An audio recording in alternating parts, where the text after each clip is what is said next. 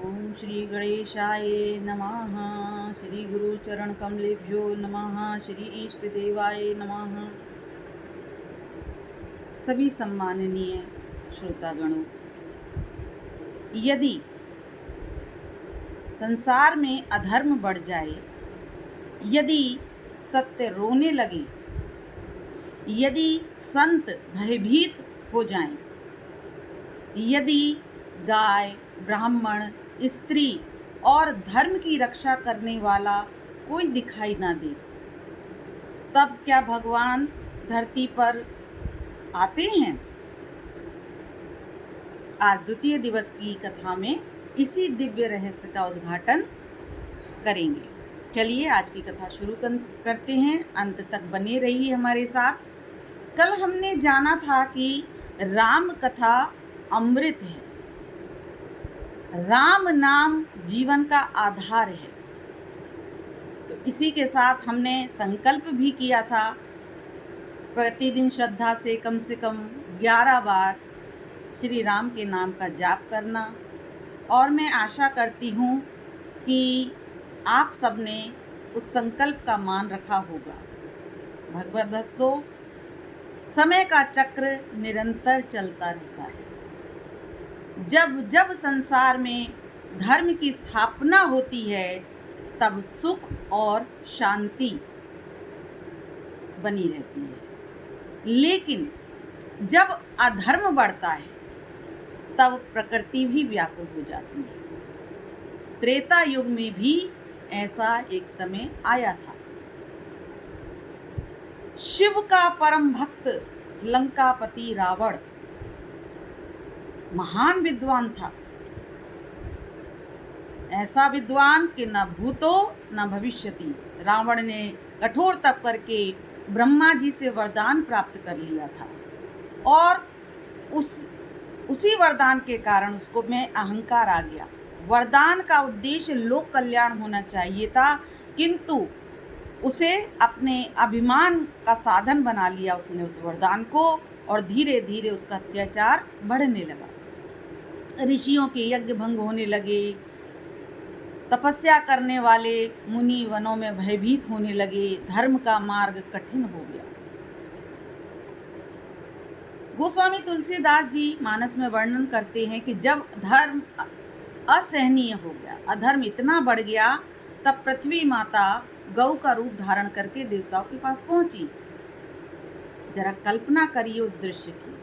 कैसा दृश्य होगा कि गौ माता रो रही हैं देवताओं के सामने कि जिस पृथ्वी ने सबको धारण किया, आज वही पृथ्वी अपनी संतानों के पापों के बोझ से बोझिल होकर रो रही है। कह रही है कि हे देवताओं, मेरे ऊपर अधर्म का भार इतना बढ़ गया है कि अब मुझसे सहन नहीं होता। मेरे वन रो रहे हैं, मेरे आश्रम उजड़ रहे हैं, मेरे संत भयभीत हो रहे हैं। सुधी श्रोताओं, जब समाज में सज्जन मौन हो जाता है, तब दुष्टों का साहस बढ़ता है।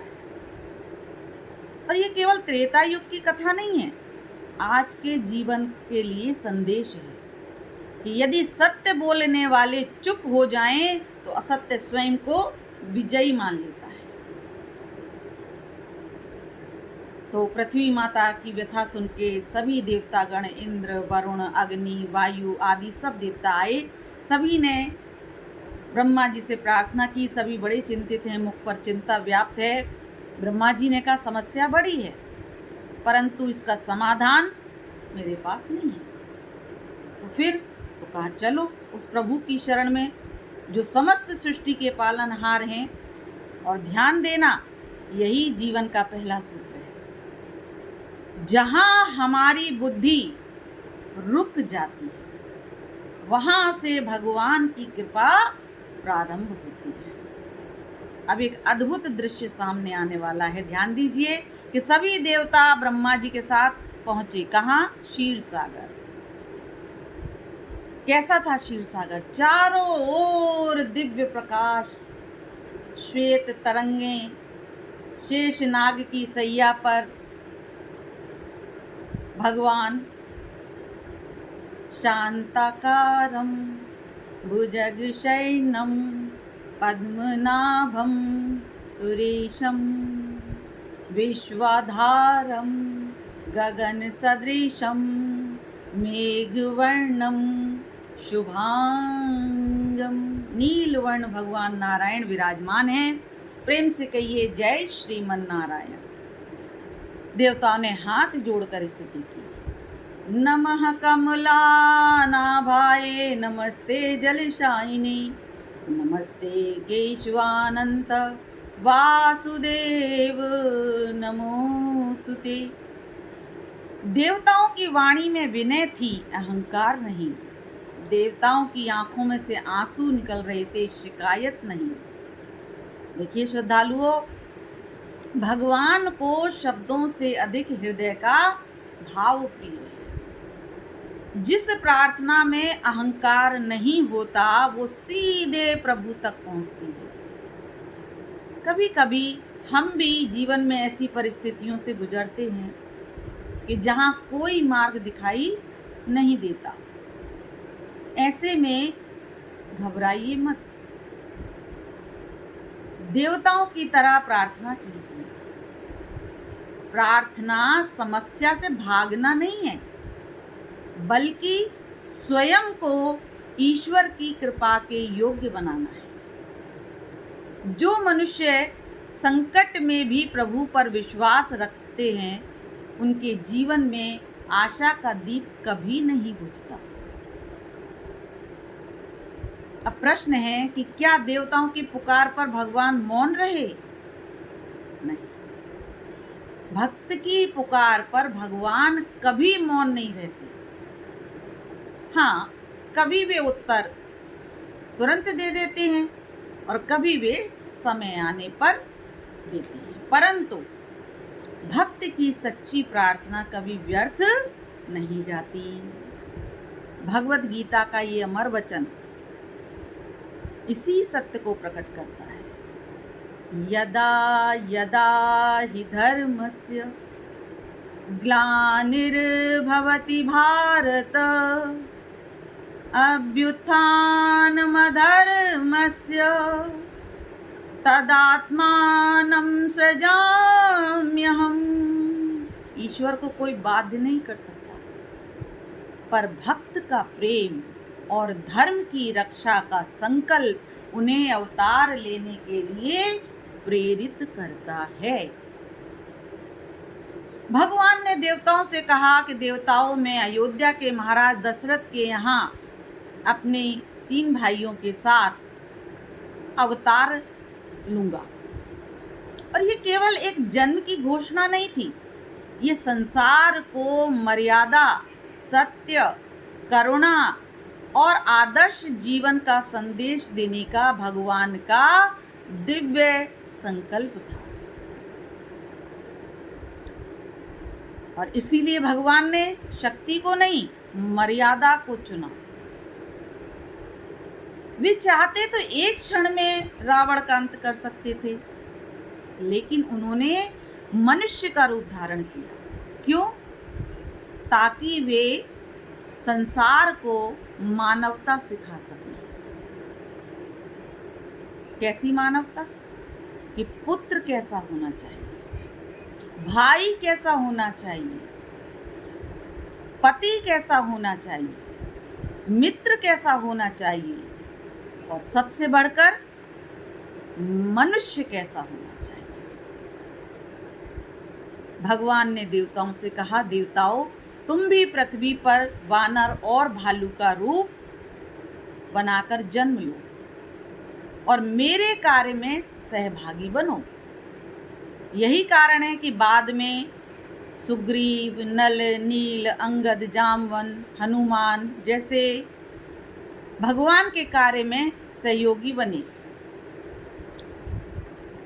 तो मानस का संदेश स्पष्ट है कि भगवान अपना कार्य अकेले भी कर सकते हैं, लेकिन वे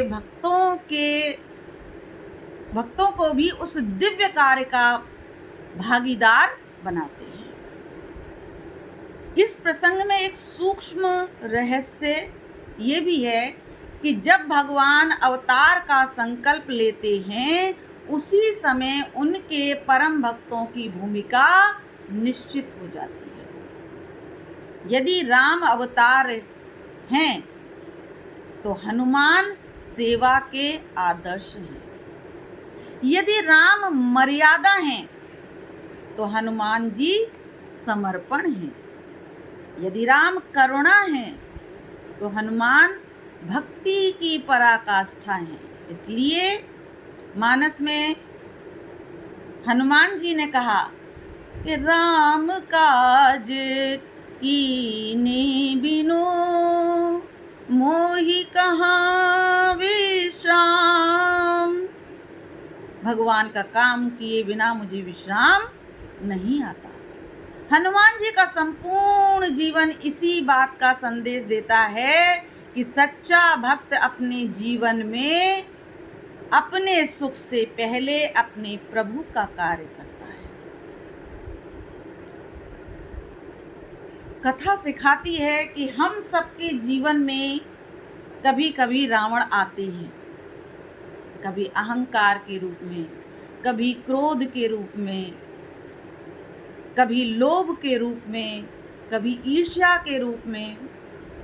और इन सब का अंत किसी बाहरी शक्ति से नहीं होता, बल्कि हमारे भीतर बैठे राम के जागरण से होता है। प्रेम से कहिए भक्त वत्सल भगवान की जय। जब हृदय में सत्य, करुणा, धैर्य और मर्यादा जागती है तब जीवन के रावण स्वयं पराजित होने लग जाते हैं। एक संत से किसी ने पूछा कि भगवान कब आते हैं? संत मुस्कुराए और बोले, जब मनुष्य अपने अहंकार से नीचे उतरकर उन्हें सच्चे मन से पुकारता है तब भगवान पहले उसके हृदय में आते हैं और उसके बाद उसके जीवन में परिवर्तन आता है। इसलिए भगवान के अवतार की प्रतीक्षा करने से पहले अपने भीतर उनके लिए स्थान बनाइए। आज हम सब मिलकर एक और संकल्प लें। मेरे साथ बोलिए, मैं अपने जीवन में सत्य का साथ दूंगी, अन्याय का समर्थन नहीं करूंगी, नहीं करूंगा, और प्रतिदिन श्रद्धा से श्री राम नाम का स्मरण करूंगा। ये संकल्प अपने आप से कीजिए, ध्यान से समझिए। संकल्प ही साधना की पहली सीढ़ी है। आइए कथा में आगे बढ़ते हैं। आज भगवान ने अवतार का संकल्प किया। अब पूरा ब्रह्मांड उस शुभ घड़ी की प्रतीक्षा कर रहा है जब अयोध्या में आनंद बरसेगा। महाराज दशरथ के महल में मंगल ध्वनि गूंजेगी और स्वयं पर ब्रह्म श्री राम बाल रूप में प्रकट होंगे। सभी देवता प्रतीक्षा कर रहे हैं और वो दिन आ गया। कब? चैत्र मास नवमी तिथि अवध में महामंगल उत्सव हुआ। भय प्रगट कृपाला दीन दयाला कौशल्या हितकारी। कौशल्या की गोद में प्रभु श्री राम अवतरित हुए हैं और भगवान अकेले नहीं, अपने अंश सहित आए हैं।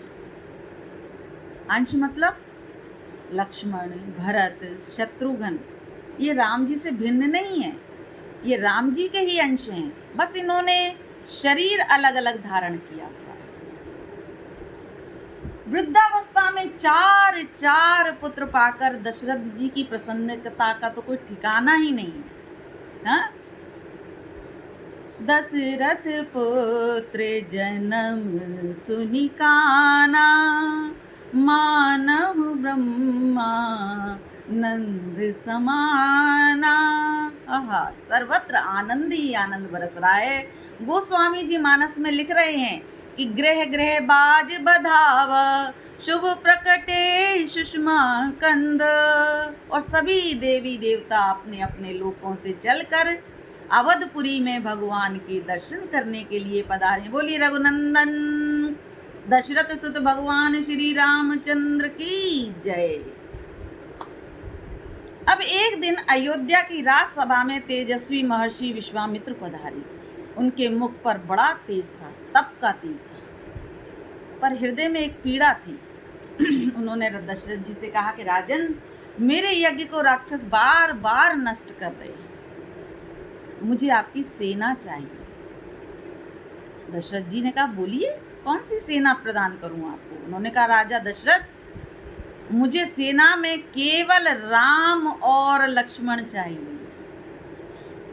सुनते ही दशरथ कांप उठे। उन्होंने कहा, मुनिवर, राम तो अभी बालक हैं, मैं स्वयं सेना लेकर आपके साथ चलता हूँ। तब गुरु वशिष्ठ ने दशरथ जी को समझाया है कि हे राजन, विश्वामित्र कोई साधारण ऋषि नहीं है, इनके साथ जाने से राम का लोक कल्याण होगा, क्योंकि गुरु ही वो शक्ति है जो जीवन का मार्ग प्रकाशित करती है। देखिए, यहाँ मानस में एक बड़ा गहरा संदेश मिलता है कि जिस संतान को माता पिता प्रेम देते हैं, उसी संतान को गुरु उद्देश्य देते हैं। माता पिता जीवन देते हैं, लेकिन जीवन को उद्देश्य गुरु प्रदान करते हैं। और राम भी बिना किसी प्रश्न के गुरु की आज्ञा को स्वीकार कर लेते हैं। और यही आदर्श है मानस का। विश्वामित्र राम और लक्ष्मण को लेकर वन की ओर चल दिए। ध्यान रखिए, राजमहल में रहने वाला राजकुमार राजा बन सकता है, लेकिन गुरु के साथ चलने वाला मर्यादा पुरुषोत्तम बनता है। और यही कारण है कि भगवान ने भी गुरु धारण की, गुरु बनाई कि गुरु बिन जीवन दीप क्या, राह न कोई पाए, गुरु चरणों की धूल से भाग्य स्वयं मुस्काए। बोलिए गुरु विश्वामित्र जी की जय। आगे के प्रसंग को कल तक के लिए विराम देते हैं। कल तृतीय दिवस में भगवान राम के बाल चरित्र और ताड़का वध प्रसंग को जानने के लिए कल पुनः अवश्य जुड़िए और एक बार प्रेम से जयकारा लगाइए। मर्यादा पुरुषोत्तम श्री रामचंद्र भगवान की जय। सभी को जय श्री सीताराम।